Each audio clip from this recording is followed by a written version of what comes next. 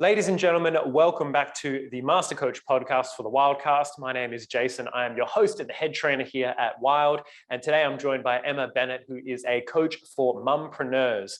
If you haven't heard it, it's mum and entrepreneur mixed together. I feel like it's pretty self-explanatory. But essentially, Emma coaches mums who are working from home to be the best version of themselves and make the most of their business and their life. So Emma, welcome to the show. Thank you very much. Great to be here. Yeah, great to have you. Great to have you. So tell me a bit more, I guess, about what led you down the path of that particular market. Is that something that was born from your own experience and you wanted to share? Just tell me a bit more about, I guess, that journey. Yeah, definitely. I think a lot of coaches out there, like myself, have had experiences, and we just don't want, if we can make an impact to reduce the chances of other people going through what we went through, then that's what we're here to do. And I found when I became a mother, my corporate career and the sort of expectations within that didn't fit with the type of parent that I wanted to be, and had to give up my career. And with that, becoming a mother at the same time, you really lose identity. We slowly become this non-existent, invisible person, as the conversation is always about the children. And even in our photos, you look through the phones and you're never in a photo anymore. It's just you taking them. And we lose that identity, along with losing what we have often been so passionate about through our career. So having experienced that and spent quite a few years sort of muddling my way through trying to find my identity again, I stumbled upon a community of women, predominantly online service providers working from home. And I started doing the same, supporting businesses working from home, and then slowly developed my coaching business. And with that, it's actually allowing these women who aspire to be so much more, and this isn't a negative phrase, but to be so much more than just a mum. And nothing against people that are home and feel that just a mum is what they want to be, but there are a lot of women out there that need or want or both to provide for their family, have financial freedom, have the recognition to be the working person that they truly desire. And also give their children someone different to look up to other than the society's expectation of being a mother.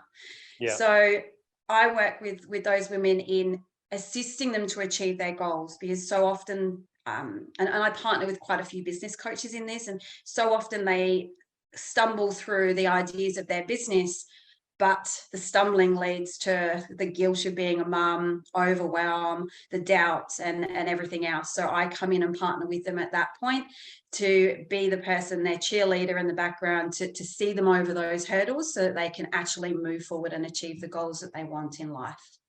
Love it. Love it. I actually, about an hour ago, was on the phone to a client who was basically dealing with the exact same thing, right? So she's a mum she's currently a working mum who wants to transition into having more of a coaching business, and is looking at sort of developing that as her passion, because she currently works, I believe, FIFO, and is not loving it, right? But for her, the challenge was not being able to create the space of working on the side hustle and getting that up to scratch, but also being a good enough mum, and the sort of the good enough mindset that comes in with, not spending enough time with kids or whatever it might be. As she admits, like, she kind of goes a little bit too deep into those things and spends too much time in them, and almost doesn't spend enough time with her kids for herself.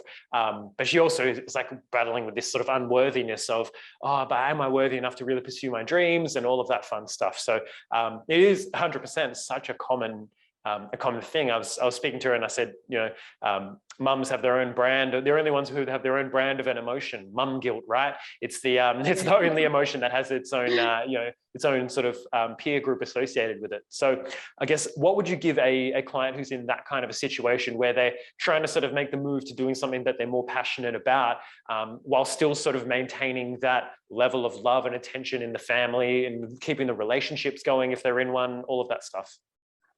Yeah, so I mean, one of the main starting points that I work with my clients is we look at the wheel of life, and where that bumpy ride is, and allowing them to understand there's always going to be bumps, and that it's okay And then through that, we work through values and helping them to understand how they can actually align their life on both sides. So whether that's as a mother or as a businesswoman, aligning those two things. Because one of the, I think, issues that I find with most people is they have this expectation of this work-life balance, and they've lived a life of a 9 to 5 where you leave the home, you go to work, you come home.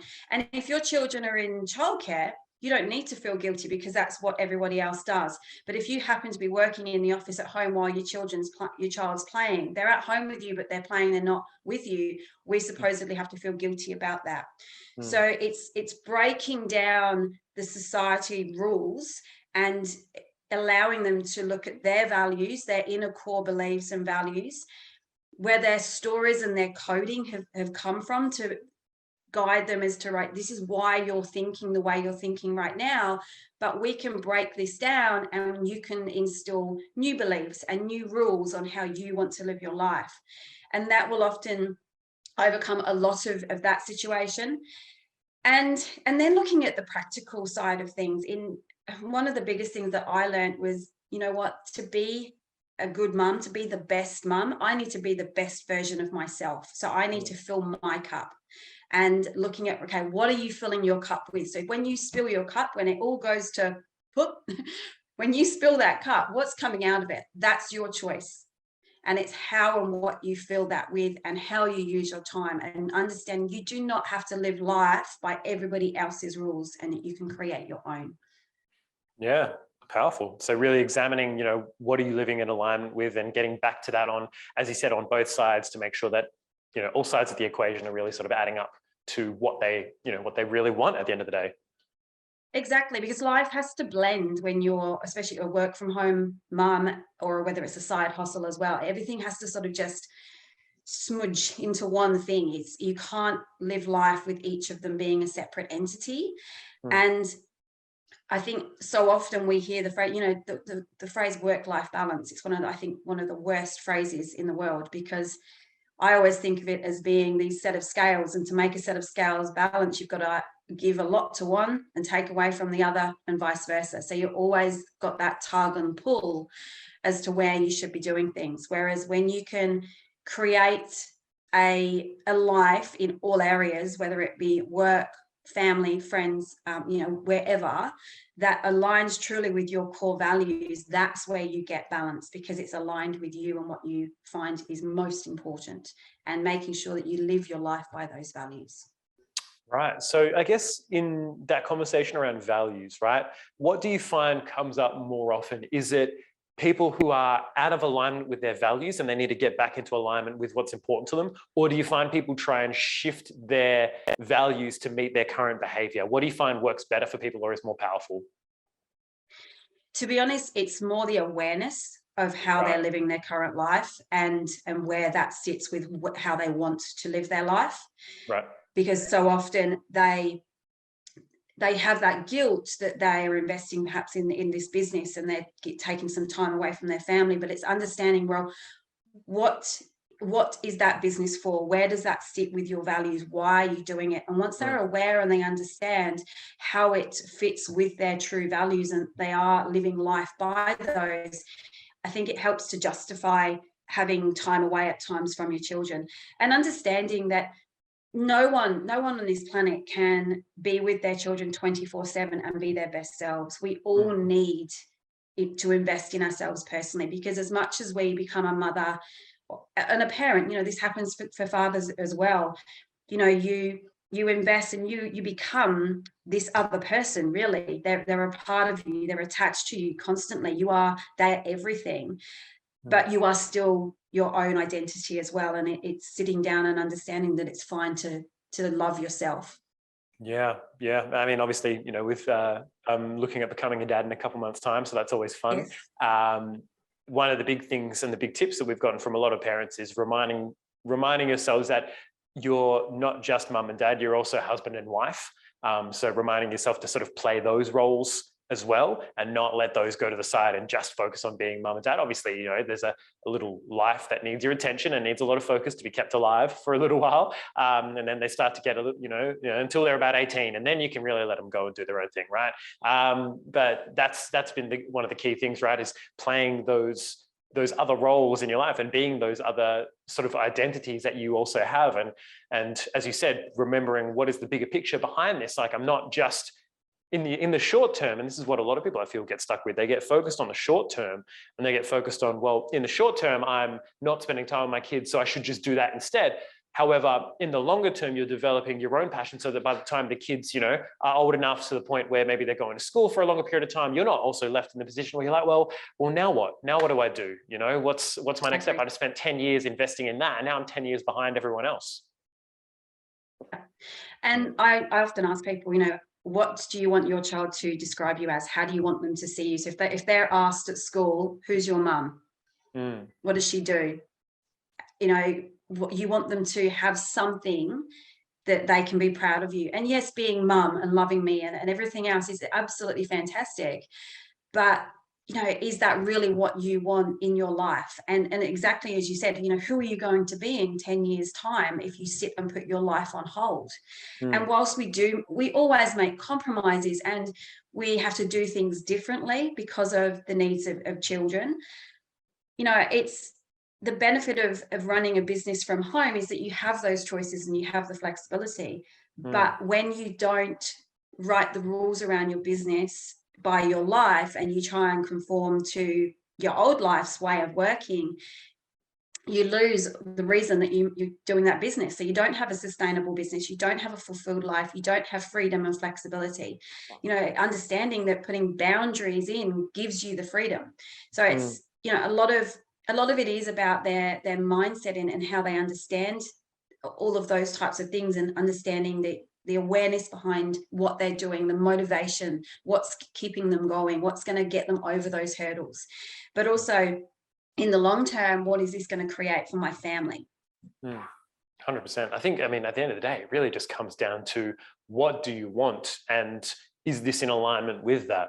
Right? Like, that's in essence, I feel like everyone needs to hear that message on some level, is saying, hey, what are you doing right now? Right? And what do you want longer term? It's not just, you know, if we just focused on the immediate short term, we'd all be, you know, sitting at home eating cookies and cakes and you know, ice cream and enjoying life. But that doesn't align necessarily with our longer term goals. You know, maybe living past 50 without a heart attack, right? So especially for any mums that are listening, or any parents in general, thinking, you know, if you're thinking, oh, you know, but I couldn't do that, or this, whatever it is, right? Just think about whatever you're doing. If it's in alignment with what you want, then it doesn't matter what anyone else thinks. It doesn't matter what society says.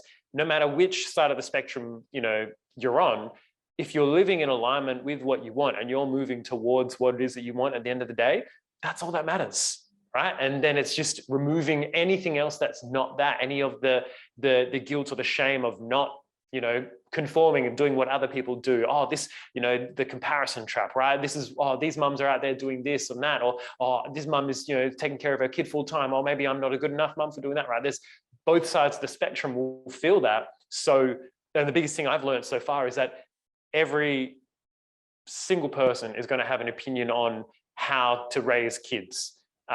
Anyone who's had kids, basically, that's the best advice we've got so far, is literally just don't listen to anyone in regards to the way to do it. It's such an individual thing. And, you know, and it changes, and understanding that how you think you're going to be a parent, 9 times out of 10, you're never the parent that you think you're going to be before you have kids. And that it changes in cycles as well, because your needs of the kids change, your circumstances change. You know, I'm really lucky. I've got an amazing, you know, supportive husband, and we live to try and embrace opportunities. And sometimes, you know, we go outside the box of what people think we should be doing. But at the end of the day, you've got to live life. And I love to think that we're showing our kids that any opportunities that come to them, they can seize, and it's all within their grasp. Nothing is easy, you know, everything yes, you have to work for it. It's not like you're going to create a business overnight that is going to make you a millionaire. But it's about embracing the opportunity with a growth mindset so that you make the most of the opportunity. Even if you don't succeed, you've made the most of that chance. And, you know, everything that we do creates the people that we are. And, you know, I just hope that my kids see it, that everything that we do and the adventures that we go on have grown them and opened doors for them for their future. Yeah. And that's, I mean, that's all you can really hope for your kids, right? Is give them the open-mindedness and the ability to seize what comes up for them, and, you know, not live from a place of fear or lack, and explore those open opportunities, which is beautiful. So would you say that sort of aligning of values, getting clear on goals and then aligning values, would you say that's like the most common thing that you work on with clients? Yeah, and then it's just the hurdles, you know, the comparisonitis and everything else. The self-sabotage is a huge part, but it's allowing people to see where that's coming from, helping people to see that they've gone on a path, other people have achieved this, and, you know, that it's okay to doubt yourself, but where it's coming from. Most people that I work with, you know, they've got some amazing ideas, but they just can't see it through because they sit on social media, scroll away too much, comparing themselves to others. Why should I do this? Because there's already 100 other people doing it. Yeah. But, you know, it's just talking through, and a lot of it really is just talking to these amazing women and allowing them to get that spark and enjoyment and passion back into why they started this in the first place. Yeah. To then allow them to see, right, this is what's going to keep me going, and helping them to overcome that. Yeah, really aligning with that bigger, more compelling vision, so to speak, to keep them on track when times are tough, or when the little doubts creep in, so to speak. Yeah, exactly. And keeping it really simple, you know, just breaking everything down so that it's reduces the overwhelm, you know, helping them talk through that mental load and how they can reduce aspects of the mental load. And just, as I say, awareness and acknowledgement of their emotions is such a huge thing, because I think many mums feel like, well, if I feel like this, there's something wrong with me, even though it is something that every single parent goes through. It's something that just isn't spoken about enough, I think. You know, it's, everyone feels like, well, if I admit that I haven't done this, or if I admit my child didn't do a certain thing that everyone else's child did when they did it, that they've failed. So, you know, and I think the same goes for when they're then creating this business. It's almost like they're judging the milestones like they did their child. Yeah. Wow. Very true. It brings a whole new reference to the idea of, you know, treating your business like your baby. Yeah, exactly. Yeah. The birth of the baby. And all. Right. Awesome. So I guess for you working with that, do you ever find that your struggles have reflected in the clients? Obviously, you have been through a lot of them yourself, but do you find they ever bring up anything that's kind of almost current for you as you're coaching them? Yeah, like, I still have struggles, and you know, we all have our good and bad days. You know, I still have days that I doubt myself, days that I put together a program and think, oh my, you know, why even put this out there? No one's going to want to look at it. No one's going to want to work with me. But I've put in good support mechanisms that pick me up on those days. And so often the conversations will come around to sort of things that I have done and experienced. You know, I went through a period of huge overwhelm, to the point of, you know, a mental, physical health, you know, it was being affected. And nothing could get me out of that apart from saying no and stop. And I had to leave that job. And we actually lived remotely on site at this particular job. My husband and I were working together, and it was, you know, a dream of what we wanted to do, but it just wasn't working in its structure. And admitting that, you know what, sometimes you just have to stop and remove yourself from that situation and start again. And that's how I had to completely rebuild again from that. And I don't see myself as a failure for that, which I think a lot of women would do, or a lot of people in general, you know, having to resign from a job that was their dream. So it's a lot of the issues that these women go through really do mirror that. And another part of it is the loneliness. So it's helping them to build a community. And I'm very lucky to be part of some amazing online business communities. And I support some amazing women in the growth of those, in helping to do workshops and different segments that are to assist in promoting that unity and enabling women that are working from home to have that opportunity to feel like they're still in a team and part of something bigger than just sitting in their office at their home. Yeah, 100%. I think the power of online communities, especially, a lot of people and a lot of clients I know struggle with the idea of them being the only ones that are going through what they're going through. And once they realize, hey, other people feel the same things as me, it's like, oh, holy crap, right? But we almost sometimes get a little bit of significance from the uniqueness of our challenges. And at the end of the day, there are people who have pretty much gone through what we've gone through. And, as Will Smith said to his son a couple of years ago, he was like, Jaden, there's nothing you're ever going to go through in life that someone else hasn't already been through and then written a book about, right? It's there's been, there's 8 billion people almost on the planet now. Surely there's people who have been through what we've been through, who are experiencing what they're experiencing. And it's not to create a pity party, but it's just to understand, hey, other people are out there dealing with the same thing as I've dealt with. Awesome. That means they can get through it. It means I can get through it. We can support each other. And, I guess part of the reason I wanted to bring that up as well is that a lot of people think that they need to be perfect to be a coach, or that their coach needs to be perfect and have everything in order and have their shit together. And it's like, oh, if they don't, then why would I listen to them? It's like, well, your coach only really needs to be an outside perspective, right? Your coach only needs to be someone who has a bit of an idea of the process to guide you through, to help you have some of your own realizations, right? They don't even need to be an expert in your subject matter. If they are, awesome, but they don't need to have it all figured out. And I find that as well, you're talking to clients, you get that sort of reflection back, like, oh shit, hey, that's relevant for me right now too. Awesome, right? It's like coaching 2.0. You get a little bit of both. Yeah, the coach being coached. Yeah, exactly. But I love sharing aspects of my story and explaining to people it is you're a constant work in progress. And if you strive for perfection, you're never going to get there, because you're always striving for something that's just ahead of you, and you're never going to have any satisfaction because you never achieve it. So you've got to just take the path that is giving you fulfillment and moving you towards, yes, the amazing goal that you want, but also saying, what are you going to do when you get there? What's next? And if that is this, perfection, well, what are you going to do once you achieve this so-called perfection? It's then everything's done, so it's always about keeping the cycle going, keeping moving, just it's a road. And having those huge, compelling visions and goals in life are fantastic, but understanding the road to get there will always change.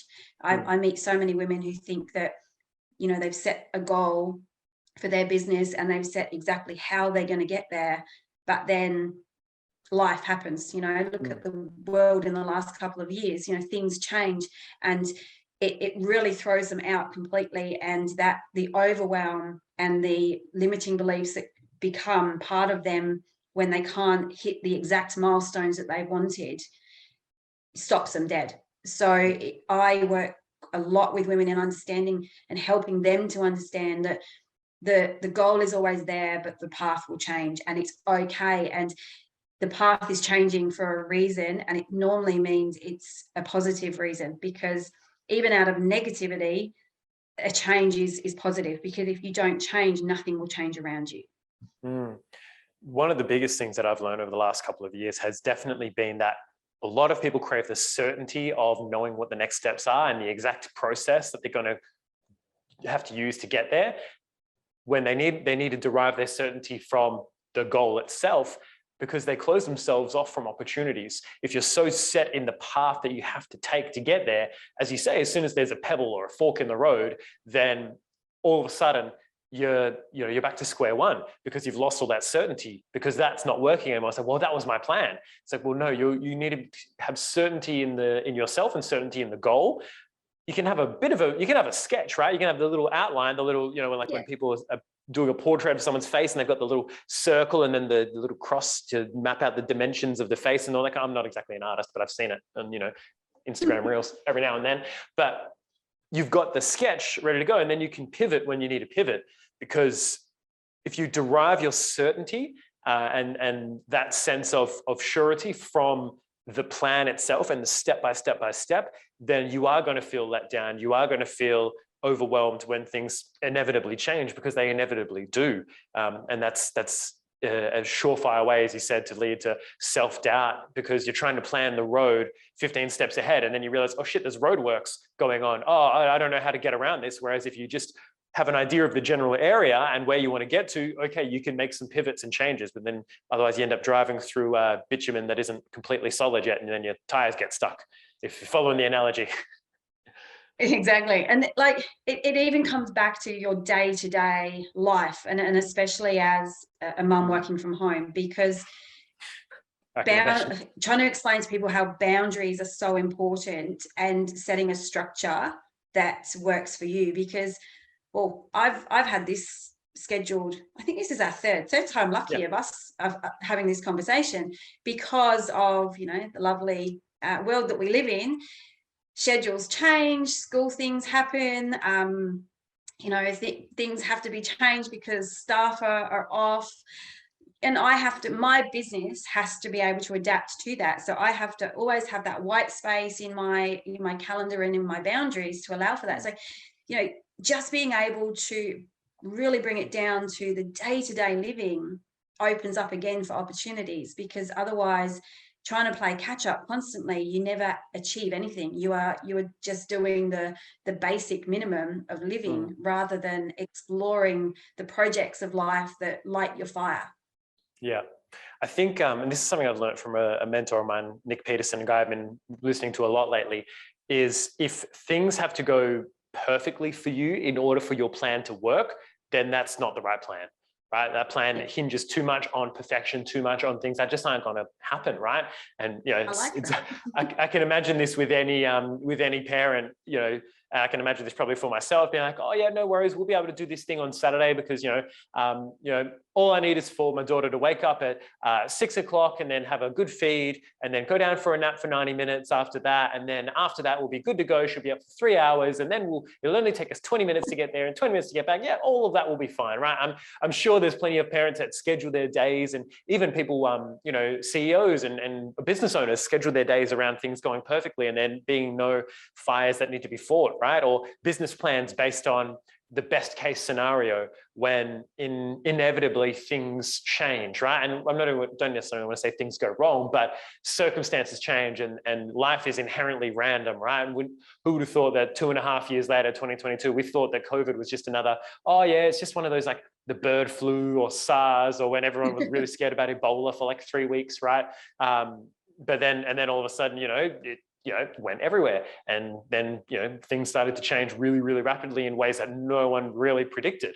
So not having space in your life for even the smallest element of randomness will really put you off course for your goals. Completely agree. Yeah. And God, the amount of times, you know, I live semi-rural, so internet isn't great. So, you know, I jump on a call with a client, and luckily I pre-frame, you know, I build a pretty good relationship with people before I work with them, because the amount of times the internet will just disappear on me, or, you know, it's, you know, that's life. And we have to kind of, I don't know, I think I've just gotten to the point now where I just don't take life as seriously, and you've got to relax and you've got to enjoy it, and you take the good with the bad. You know, it's a silly, you know, an old phrase that everyone hears, but it is so true. And if you can't laugh and you can't, you know, have a smile, then you're doing something wrong and doesn't fit and align with you and you as a person, you as a family, you as a businesswoman, you know, whatever that is. And, you know, the women that I work with, there are some amazingly talented people that have left huge corporate jobs because of not being able to fit a mold. But the businesses that they go on to create, you know, a lot of these women are very, very quickly, 6 to 12 months, you know, they're in 6-figure businesses, and they're supporting other businesses from home. And a lot of them are online service providers. And it just shows that we live in a world where you can do something different now for yourself. And I think, in all honesty, I see it that COVID has actually helped that. It's helped businesses. It's helped everyone see that we can do things differently. We don't have to stick to the rules that have been brought before us. We can create our own. So, out of a very negative situation and something that obviously has disrupted and affected so many people poorly, at least if there's one glimmer of positivity, I think that would be it. Yeah, I mean, number one, Zoom as a platform definitely enjoyed COVID for sure, but it did bring to light the ability of companies to do things very differently, right? Like, we never would have considered running a lot of our programs virtually until COVID happened, and we kind of were forced to. And it came from a place of wanting to over deliver and just give clients something, and then it's turned into a program that we've run 12 times now. And the virtual ability for us to run our 2-day breakthrough events, which we've got one in Auckland coming up soon as well, was we never would have fathomed it before, right? And then we just managed to hobble it. The first one we did, we hobbled it together in Calvin and Ash's living room with we were running a call once, and their dog Shadow went crazy, and that little husky, and then little husky, it was a big husky, and then ran through and pulled the power cable out of the switcher that we were using and cut the call off. And we were just like, it was the funniest thing. But that was, that world was created from a huge element of randomness, and the people who have really sort of made the most of it. Obviously, there's been a lot of devastation for a lot of people in regards to it, but there are people who have taken that situation and said, what can I do to make the most of this right now? And that's all you can do in those circumstances, right? You can either focus on what you've lost and what's not going to work and what's not happening anymore, or you can focus on, well, what can I do with this new set of circumstances? What is the best I can do with what I've got available to me? And you'll be surprised at the answers you get from asking yourself a powerful question like that, whereas most people are sitting there asking, well, why did this have to happen? Woe is me. Exactly. Like, I would never have been able to study with wild success had you not gone online with your programs. It would never have worked for me. Location of where I live, ability with, time-wise, with kids and schedules, and my husband's self-employed with his own business that I work with as well. Like, it would never have happened. And 9 times out of 10, I couldn't be on the calls live, but the replays were there. The support was in the group. Everything still enabled me to gain so much from the experience that would have never happened pre-COVID. Yeah. Well, beautiful. Well, we're glad we could. And as I said, the biggest thing that we want to try and preach is making these things more accessible for people, right? And making a training that really, that gets results and gets people to the position that you're in, where you're able to work with, clients and help them create results in your own sort of niche market that is, obviously, booming, creating great results for clients, which is really good to hear. And it's great because a lot of times when people graduate, they go off and start doing things. And I don't get to hear about it until, we book in something like a podcast to check in and see how you're going. And it's like, oh shit, it works. It's good for us to hear as well. So glad that you're out there kicking ass and really getting some great results for people. And that, we can continue as as people to be able to share without needing to be constrained by the old models of running businesses and running programs. So I guess with saying that, to kind of tie a nice little ribbon for those people who are out there, whether they're mums, whether they're just coaches getting started, what would be your biggest tip for either a new coach or someone looking to start a new business? What would be your biggest advice for that person? Complete awareness as to your why. Initially, you need to understand why you are doing it in the first place. There is no point starting anything without a true understanding, and really taking time to understand where you want that business to go as well. If it isn't done with passion and purpose, it's not worth doing. Cool. I like that. I feel like that's like the little signature at the end of it. If it isn't done with passion and purpose, it isn't worth doing. Keep that in mind as you think of Emma. So Emma, look, thank you for joining me. If people want to find you online, where can they reach out to you? What is like the socials for you? Probably best place Instagram. So it's at M&Co, so EMAND Co Consulting. And the link in bio has got all my links to everything there. There's details to my website, and I do sort of a free coffee chat session if people just want to get to know me better and see if we could be a good fit for each other. Nice. Sounds good. Well, we'll chuck those details in the show notes or in the description if you're watching on YouTube. Again, Emma, thank you so much for joining me. I'm really looking forward to seeing, what you continue to do. Keep us posted with everything that's going on. And for everyone else, if you want to reach out, you've heard the details. They're down there. If you have any questions, comment them below. Don't forget to leave us a like, a comment, and a review. And until we see you all next time, be bold, have fun, make an impact, and we'll see you all on the wild side. Thanks for watching.